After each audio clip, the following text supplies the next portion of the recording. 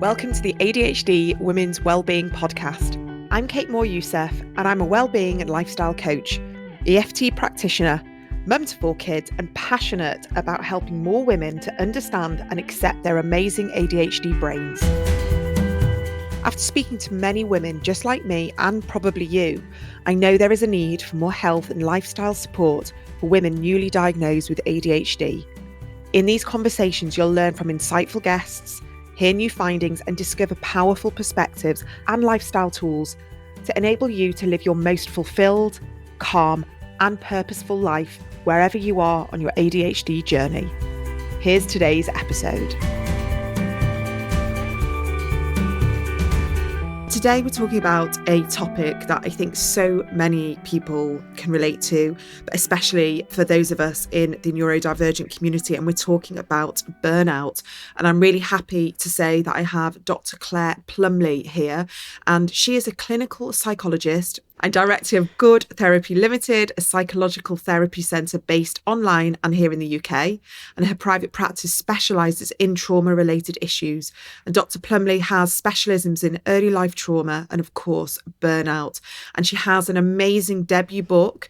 In the US, it's called The Trauma of Burnout. And in the UK, it is Burnout, How to Manage Your Nervous System Before It Manages You, which shows you how to harness the power of your nervous system, something which I love talking about, despite the persistent demands of modern life. And then when we are ADHD, autistic, both together, modern life feels even harder and more difficult to manage. So I'm really happy to be talking about this. So Dr. Claire Plumley, welcome to the podcast. Thanks for having me.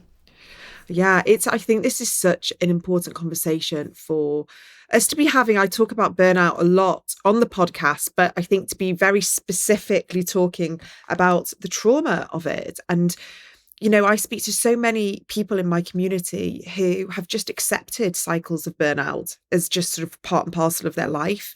You know, they can look back from maybe late teens, you know, and they're in their 40s, 50s and 60s, and they just sort of see these cycles of burnout as just part and parcel of life that they've just had to deal with.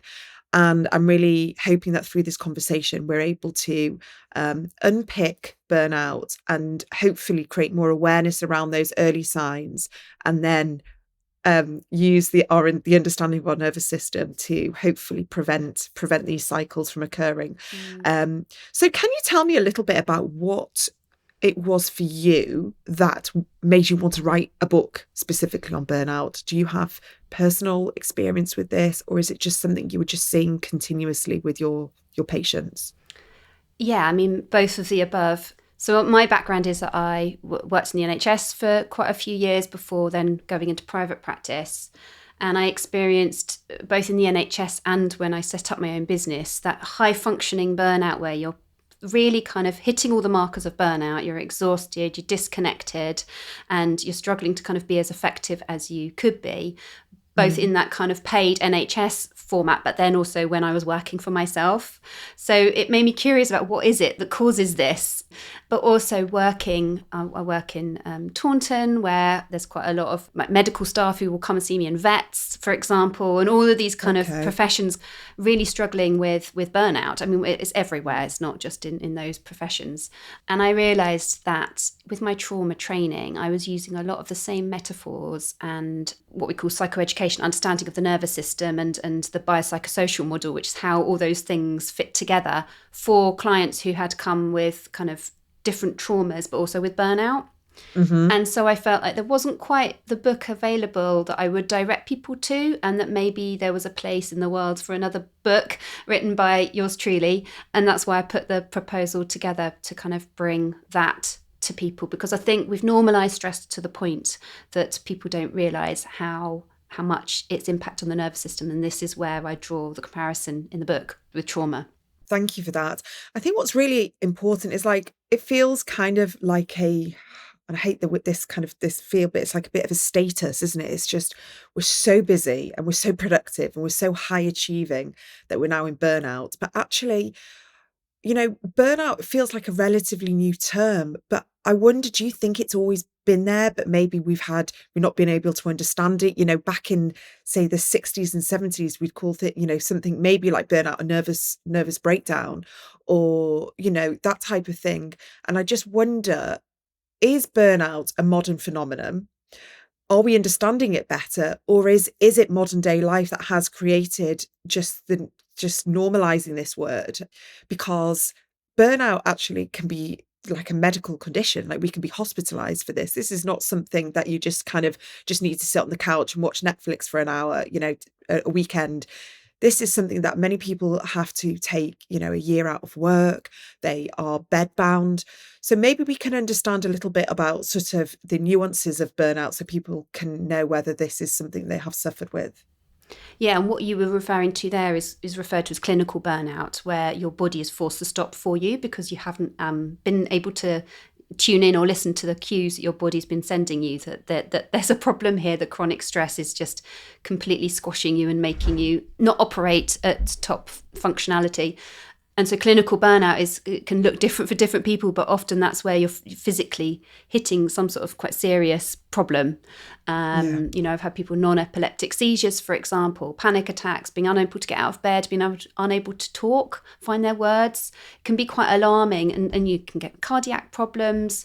Any pre-existing kind of physical health issues can really flare up, IBS, stomach ulcers, like migraines. Like, it can be really serious to get to clinical burnout, and really does take a while to recover from that. Even longer than a year sometimes. So I know that's I don't want to scaremonger, but I think it's important that people know that the body isn't invincible.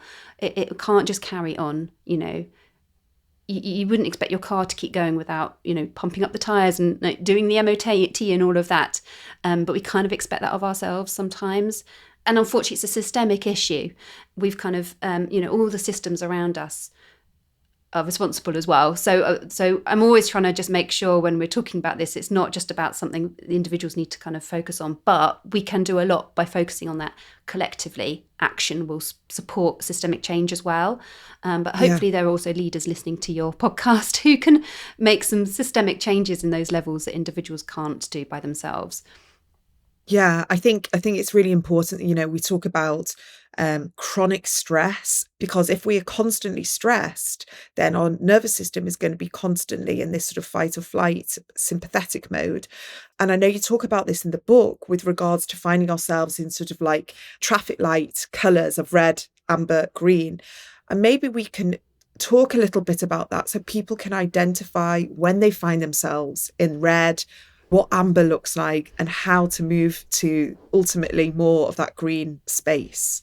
Yeah, I think it's so helpful, because I think there's a bit of a penny drop moment when people understand that some of the self-care tools that they might be trying aren't hitting the mark because they're not meeting them where their nervous system is at in that moment.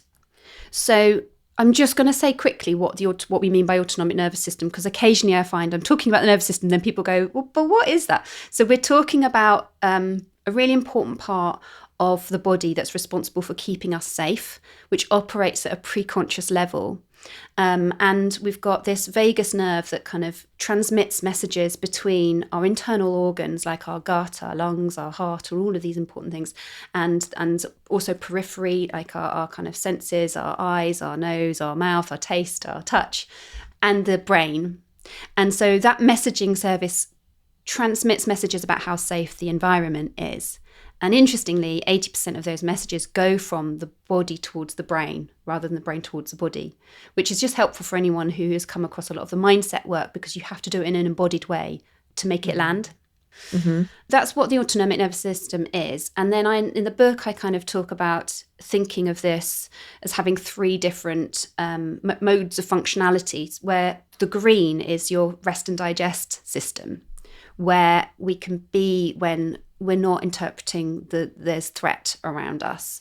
And when we're in that place, our body organs can do the business as usual stuff that they were designed for. So we can digest our food, we can take the nutrients from that, we can slip into sleep more easily, we can socially engage. I can, read your facial expressions and body language accurately because I'm able to kind of make those connections, which are super important for our long-term survival. However, then if we neuroceptor pick up senses of danger from around us and from the responses in our gut to the surroundings, so like, for example, a loud noise might make our heart quicken, that we interpret as being, oh, there's a danger, we'll switch into the different mode, which is the sympathetic nervous system gear, amber. And so this is all about fight or flight, ready to kind of react quite quickly. So we have a big whoosh of energy, and adrenaline and cortisol start to flood our system. And it's like every organ in the body gets a little shot of it, ready to switch into a different mode. So rather than all that digestion, all the blood flow and is pumped out to where we need it most in the extremities, like the big muscle groups ready for fight or flight. And cognitively, we switch gear as well. We're much more narrow focused on the problem, on fixing. Everything feels urgent. Like we can't really press pause on the, to-do list or those emails. Everything needs to be fixed right now. And everything feels much more like we're more likely to assume the worst if we don't do those things as well. So have that catastrophic what if type thinking styles. Yeah. And so this is helpful in an emergency, but what it's not helpful is to be stuck in that. And a lot of our systems and work environments and pressures we put on ourselves trigger that threat response, and we can end up feeling almost stuck in amber. And what I'm explaining in my book, which is what I explain to my trauma clients as well, is that when that happens, if our attempts to run away or fight off the dangers fail continuously, the body will slip into the third branch of the nervous system, which is the dorsal shutdown state, which is red. And this is a place where we are immobilized, where we have a lot less energy online. It's about conserving and trying to stay safe until the threat has passed. Kind of like, imagine like literally just wrapping yourself up into a ball until danger's gone. Yeah. And in the animal kingdom, that might look like a prey literally flopping, and they can even stop their breath, It's like playing dead, really, isn't Playing it? dead, yeah. Temporarily, they look really immobile and unappetizing to the predator. In humans, we have forms of that which look like zoning out, being really distant, disconnected, like, when you're just floating around and not really able to pay attention. Signs that you hear might be that you're struggling to remember conversations, you're struggling to remember new instructions. It can be hard to notice in that sometimes we can still do quite complex tasks because of procedural memory, where that's housed is quite a deep place. So you can still do quite complex tasks like make a cup of tea, do your driving. But it's when, there's a problem and your rote way of remembering doesn't then fit anymore. So, there's a block on the way to work. It really throws you because you're just so on autopilot. And so in Burnout, what I'm explaining in my book is that, we don't want to demonize any of these parts of the nervous system. They're all important, but thinking like gears on a car, you want to be moving fluidly up and down, and coming out of amber, coming out of red, back to green, having large chunks of time in green where we can rest, recuperate, feel better, and nurture those connections with the people who protect us and make us feel good. And often that's not happening. We've got stuck in amber, we've got stuck in red, maybe just oscillating between the two. And so our repertoire of emotions is reduced. We're basically either irritable or feeling shut down. And those feeling content, feeling passionate, feeling compassion, we don't really have good access to those anymore. Thank you. That was so beautifully explained. And I'm nodding along because I really, really relate to all of this. And I think for women who are being diagnosed later on in life with ADHD and autism together, separately, so many people, so many women relate to this trauma of not being understood. They relate to having to mask, to hide, to change, to conform, this inability to have understood themselves. And all of this is trauma in itself. And so their body is in a state of sort of hypervigilance, I would say, and probably in this exactly what you say, oscillating between the red and the amber, because sometimes we don't know, are we going to get rejected? Are we going to get called out? Are we going to be told to quieten down, to shrink ourselves, to change? And so constantly we're in a hypervigilance zone because we've never quite trusted who we are and how we should be showing up, because we've been told that we should be behaving differently or working differently. That doesn't feel right to us.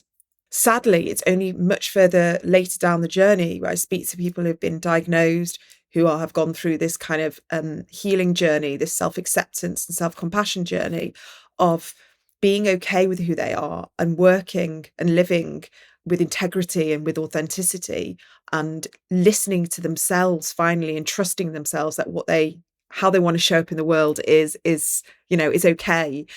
And it takes a while, but then we can find ourselves more in that green zone where connection and safety, are paramount, where we are, when I say connection, we are maybe friends with other neurodivergent people. We find our tribe. We are no longer being bound by conformities of different sort of social frameworks and family members who have kind of always criticized us. Safety is that feeling of we're working in an environment that feels good to us and our nervous system. And it might not look that traditional 9 to 5, 5 days a week, but we're still working and seeing our potential and living our purposeful life. And so it's really, I think it's really helpful for people to be able to understand it in those capacities, because we can constantly be going to the yoga classes, doing all the healthy eating and the meditating, and we still feel wound up, and we still feel hypervigilant and not in that green zone. And then when we are able to let down the guard and, finally accept who we are, while also putting up boundaries for what we're not willing to accept, suddenly we start feeling okay. So it's okay to be me. It's okay to live the way I want to live. And I think so I needed that permission from other people to say it's okay for you to be who you are, and it's okay to do what you're doing. And I needed to give that permission to myself as well, while also recognizing, yes, it is important to be doing the mindful walks, the yoga, the making sure I'm getting the sleep. But if I'm not doing the other stuff of the self-acceptance and the self-compassion and leaning into what works for me, there still feels like there's a bit of a disconnect. And that is how I think we can actively prevent these burnout cycles, because it's one thing coming out of one and going, right, from now on, I'm definitely doing this and I'm not doing that. But if we're still finding ourselves in social situations that don't feel safe to us, and we are still on doing things, working in an environment that doesn't feel right to us, we're going to be jarred, aren't we, between those red and those amber zones. So, and can I just add to say, when we're in those environments that trigger our threat modes, we often go into old patterns that actually might reinforce the burnout. So I talk about people pleasing, perfectionism, and using work to avoid strong emotions.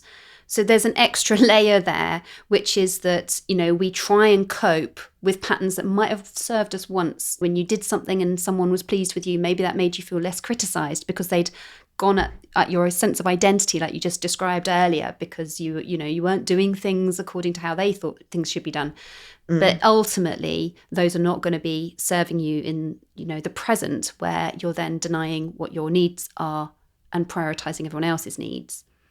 Yeah. And I love this part of the book. So much of it is relatable. You talk about the external pressures pushing us towards burnout, because so much of this is about awareness, isn't it? And really dialing in to those things. Because again, I think from a neurodivergent perspective, sometimes we can't quite pinpoint the things that tip us into burnout.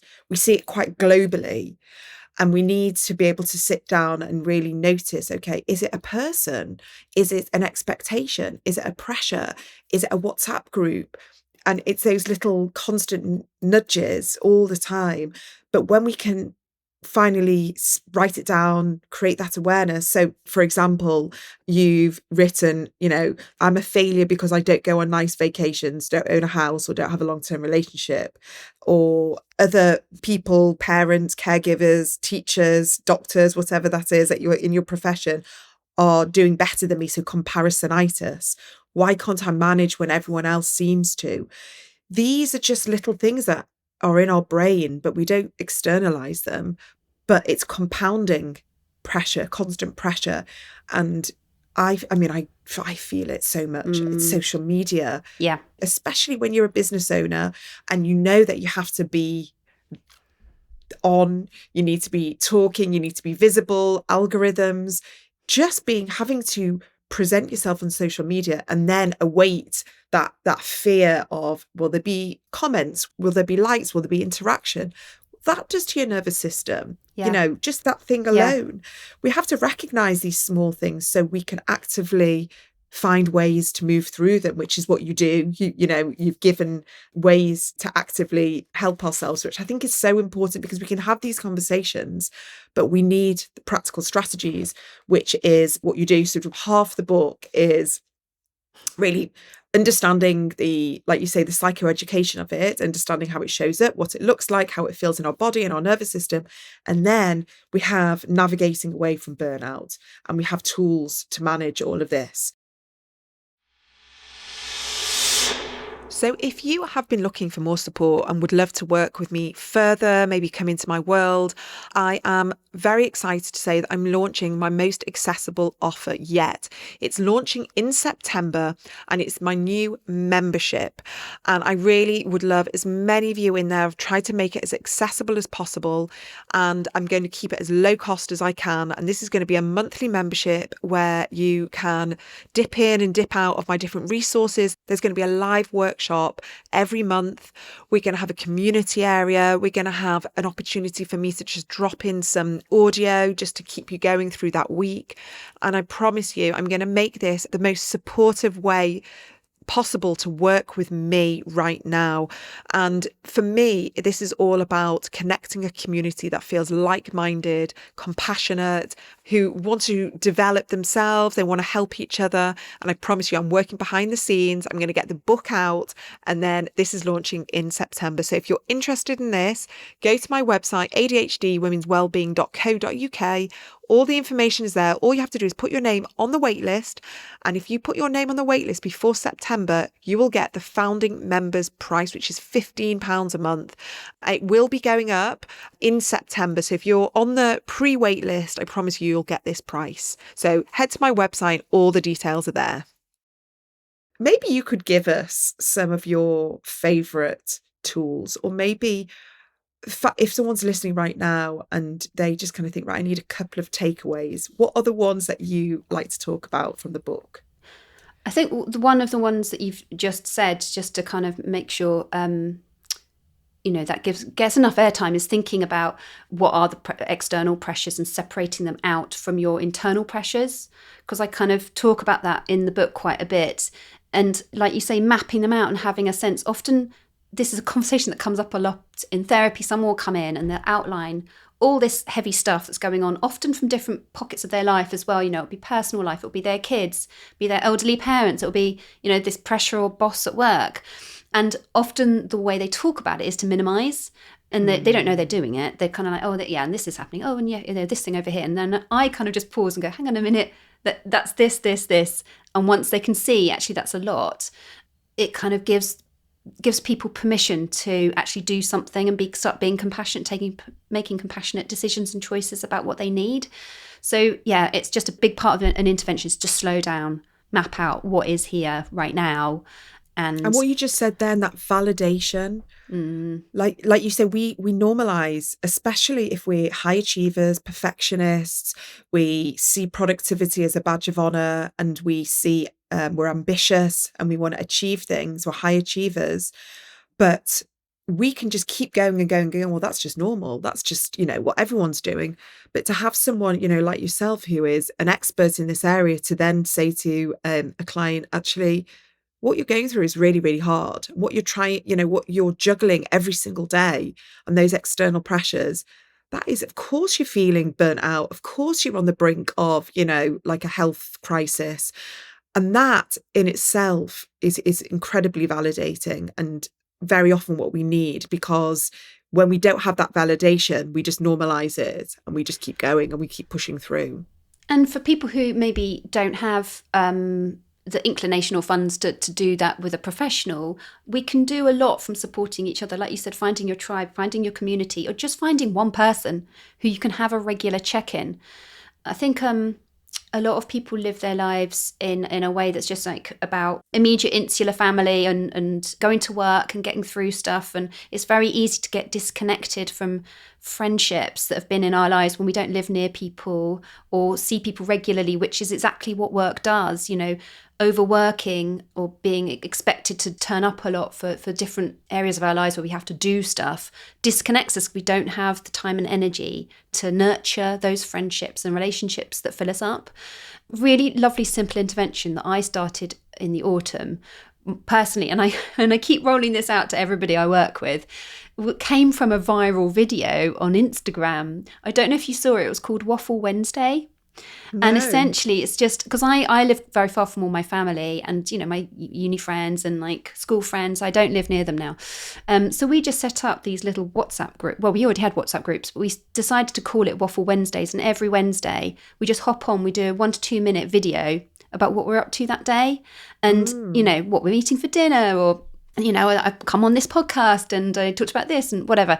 And it was that kind of level of intimate connection that was missing. Quite often we would then meet up every 5 or 6 months, whatever you can manage as a kind of working parent who lives far from people.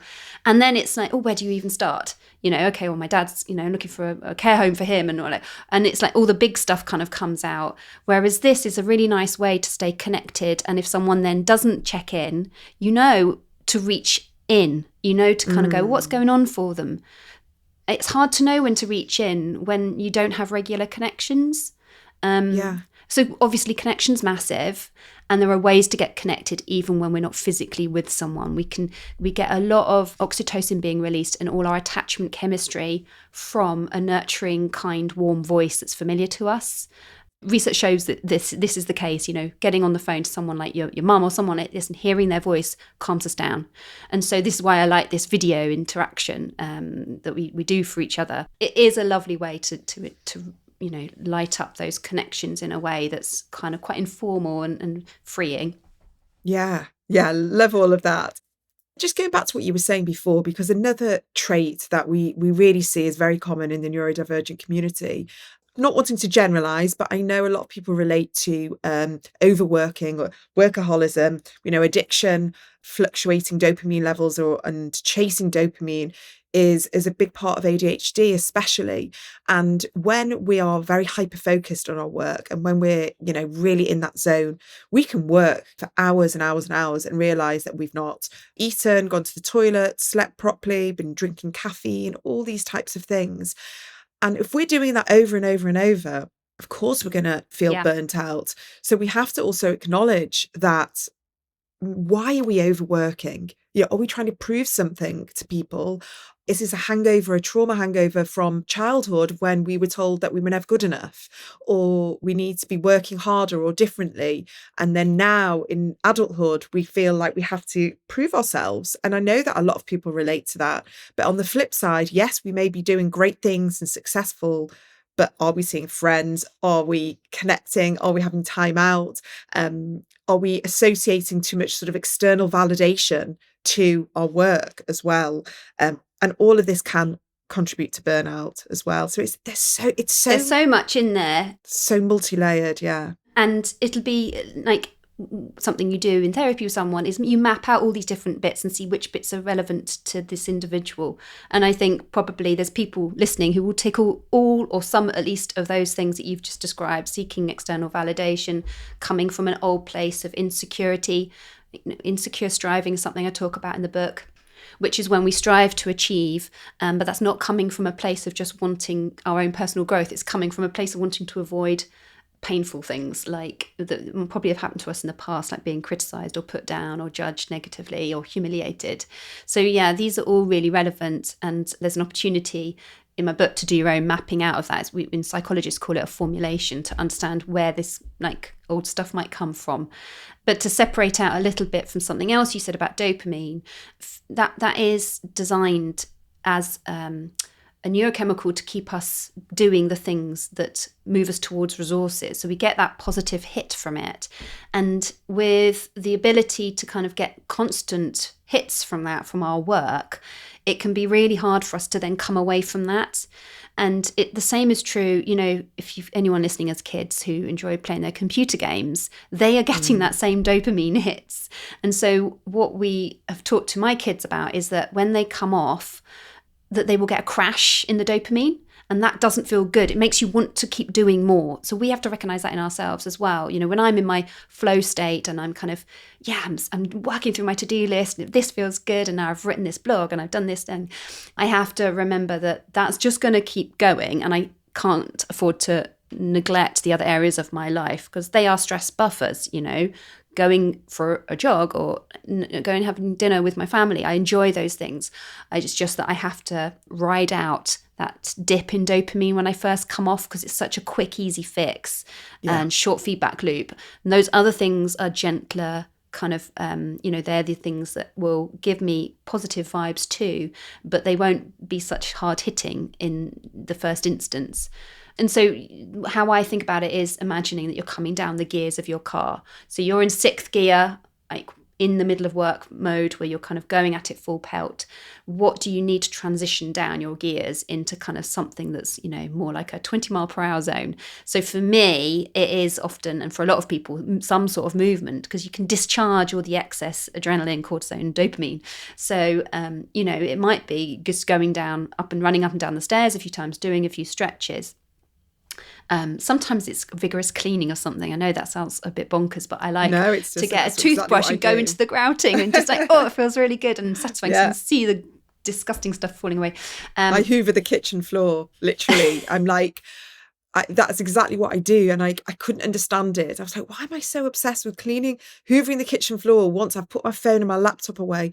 Because it's a way of creating that buffer of discharging the dopamine and trying to kind of calm myself down. But I think what you say about the kids is so important, because I have exactly the same. I've got a daughter who plays on Roblox and she's on the phone to her friends doing this, and then she comes off, and I always know there's going to be a meltdown. And it is trying to create that awareness. But we're just the same. If we're there scrolling on social media, flicking between Instagram, TikTok, LinkedIn, checking emails, like we're just in this hyper-vigilant kind of stress state, and we need to be able to how can I do that? And I sometimes just have to get rid of my phone, put my phone away for a few hours, and then go into the kitchen and do some cleaning, cook, hoover the floor, because I just want to find a way to regulate. And in your book, you've got a chapter called Restoring Balance. I think that's what it is, isn't it? It's talking about this finding equilibrium, so we're not in the highs and the lows, and being okay in a state of just being. I think is the only word I can think of, is just being, and not having to do. We don't have to be achieving or creating or do, just being. And why is it been almost kind of deprogrammed that being is lazy or unproductive, but actually being is what soothes our nervous system? Yeah, I can't remember what I was reading, but this is not a very helpful point because there's quite a few bits I can't remember, but in another language, there is a word for doing nothing, which doesn't have the tag of the judgmental feel that being lazy has. I feel like there's almost like a word required for the English language for doing nothing. And I think it's pottering. Yeah, maybe. Yeah, I do like a potter. But even that is still moving, isn't it? Sometimes, just zoning out. So languishing isn't the right word either. I wish I could remember which language it is, because it's probably Scandinavian or Japanese. Yeah, they always nail those words, don't they? Yeah. When we are doing that, we aren't doing nothing. Our body is restoring, and the ability to have creative thought comes back online. I don't know if you've ever had that, where you're working on something, you come away, and then you go for that walk, and the kind of solutions kind of all slot into place. We need to give ourselves that time for it's called the default mode network to light up. Where our thoughts are more free and not focused. It's very tempting though, isn't it, to then immediately start consuming more content and feeling like the answer is out there. I just haven't found it yet.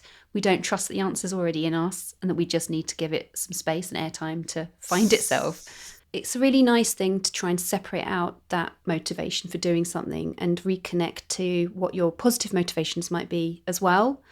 Because they will be in there, the self-development kind of motivations. But I think when we kind of do everything from a fear place and just have a strong connection with that, that's not fun for us. So even just asking yourself, like, what would I be doing with my time right now if no one else was looking? Like those can be nice ways to connect to what our values are. Quite a simple question like that can be disorientating as well if you're not used to thinking about what I need and what I like, but maybe one to journal on. Oh yeah, I love that. What would I be doing if you didn't have to prove anything and there was no judgment?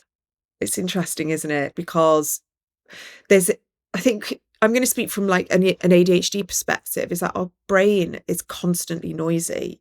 And I always relate it to having sort of this inner drill sergeant that's always barking instructions at us to keep doing more. And because we have lots of ideas, the amazing thing about ADHD is that we have the ability to think, to come up with ideas.